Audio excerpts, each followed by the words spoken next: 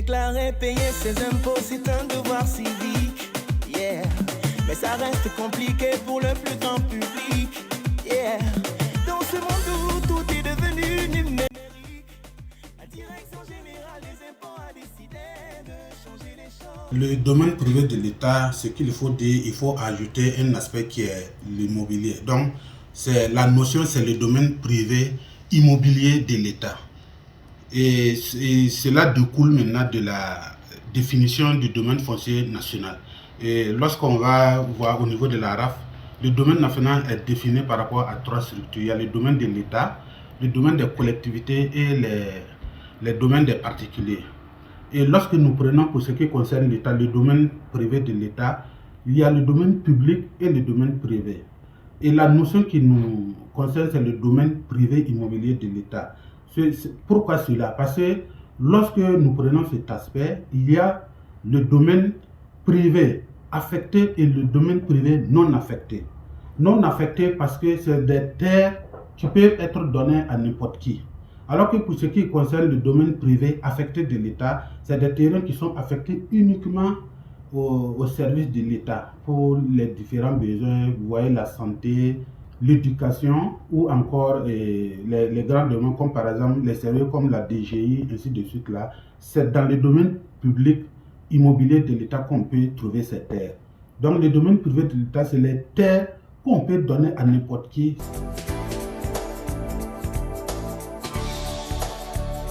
Pour ce qui concerne ces modalités de cession, il faut reconnaître que c'est en fonction des destinations des terrains. Et lorsque nous allons parler de destination des terrains, c'est dans le domaine privé immobilier de l'État qu'on peut donner ces différents, qu'on peut faire ces cessions. Et il y a plusieurs aspects. Vous pouvez avoir le domaine privé non affecté et le domaine privé affecté. Et dans cela, il y a les terres qu'on peut donner par exemple à l'administration. C'est ce qu'on appelle le domaine privé et non affecté. Pour ce qui concerne l'autre aspect, vous avez les terres à autre usage que d'habitation. Et dans cet aspect, vous avez 3 éléments. Il y a les terres qui sont destinées au niveau du commerce, l'industrie, les artisanats, ainsi de suite. Les terres destinées au domaine scolaire, sanitaire, la formation professionnelle. Et le 3e niveau ici, il y a les terres qui sont destinées au domaine social, les cultes, culturels et professionnels. Professionnel ici, il faut distinguer professionnel parce que nous pouvons avoir par exemple les ordres. Un ordre qui demande un terrain, c'est du domaine professionnel. Mais un de l'ordre qui demande un terrain, ce n'est plus professionnel, etc. Vous pouvez avoir aussi les terres rurales. Les terres rurales, c'est quoi? C'est là où on donne les APFR, les attestations de possession foncière rurale. Parce qu'au niveau du Burkina, il y a deux notions de terres. Il y a les terres rurales et les terres urbaines. Au niveau des terres rurales, on peut donner les APFR, ainsi de suite.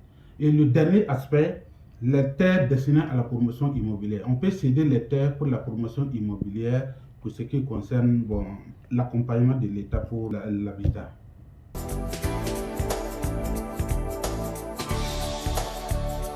Généralement, soit c'est une cession provisoire ou bien c'est une cession définitive. La cession provisoire, c'est quoi? C'est par rapport à une demande. Et je peux revenir par rapport à la question antérieure.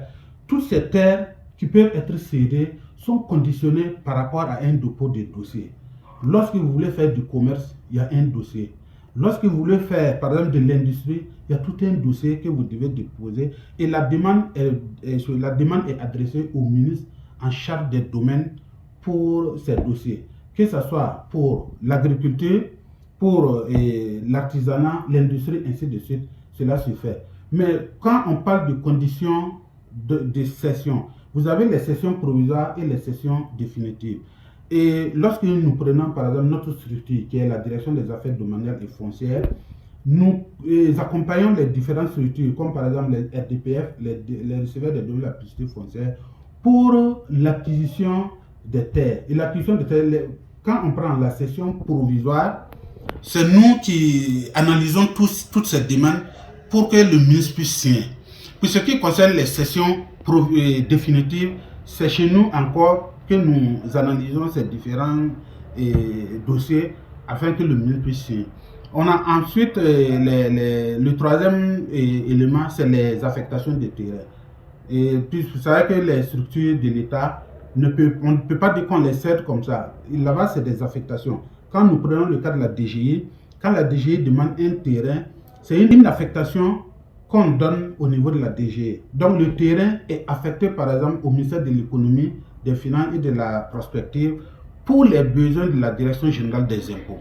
Et comme ça, c'est ainsi de suite. Et en termes de statistiques, je peux vous donner par exemple pour ce qui concerne la direction des affaires domaniales et foncières, nous avons reçu plusieurs dossiers pour ce qui concerne ces trois aspects cette année. Quand nous prenons par exemple les sessions provisoires, nous avons reçu à peu près 6159 demandes de sessions provisoires et 5237 ont pu être traitées et nous avons pu faire signer 4805 titres. Voilà. Pour ce qui concerne les sessions définitives, nous avons eu à recevoir 629 sessions définitives et il y a 486 qui ont pu être signées. Pour ce qui concerne les affectations de terrain, nous avons reçu 29, mais il y a 9 seulement qui ont pu être signés pour ce qui concerne ces titres d'occupation.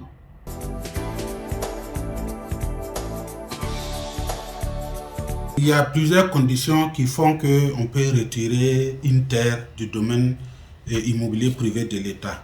Le premier fait, c'est quand il n'y a pas une mise en valeur. Lorsque vous êtes attributaire du terrain, on vous donne le terrain, on vous dit que vous avez 5 ans pour réaliser l'investissement. Au-delà de 5 ans, il y a une procédure pour retirer le terrain. Lorsque vous ne payez pas la taxe de jouissance pour ce qui concerne ce terrain, on peut retirer. Ensuite, il y a un troisième aspect. Lorsque vous ne respectez pas les aménagements en matière d'urbanisme, on peut retirer votre terrain. Et il y a un autre aspect aussi, par exemple, les expropriations pour cause d'utilité publique, on peut retirer votre terrain dans ce cas. Donc voici divers éléments qui font qu'on peut retirer le terrain d'un individu.